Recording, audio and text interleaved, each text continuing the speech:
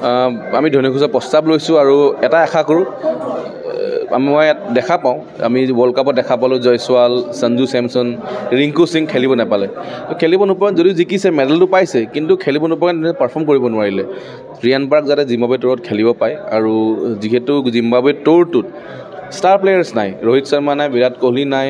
সূৰ্যকুমাৰ যাদৱ নাই ঋষভ পন্ত নাই তো এই প্লেয়াৰৰ গেপত মই নিশ্চয় চাগে ৰিয়ানে খেলিব চান্স পাব আৰু খেলিলে খেল ভাল দেখুৱালে নিশ্চয় আগন্তুক আজি উমা চেত্ৰী আজি ছেকেণ্ডবাৰ তাইৰ নাম চিলেক্ট হৈছে ইণ্ডিয়ান মেইন টীমত ৰিয়ানৰ যাতে নেক্সট ইংলেণ্ডৰ টুৰ আহি আছে অষ্ট্ৰেলিয়া আহিব চাউথ আফ্ৰিকাত খেল হ'ব পাৰে শ্ৰীলংকাত নেক্সট টুৰ আমি যাম শ্ৰীলংকালৈ যাতে সেইবিলাক খেলৰ ৰিয়ানৰ নাম থাকে কিন্তু এটাই ডিপেণ্ড কৰে ৰিয়ানে ভাল খেলিব লাগিব খেলিবৰ কাৰণে চানত প্লেইং 11ত জেগা পাব লাগিব আশা কৰোঁ যাতে ৰিয়ান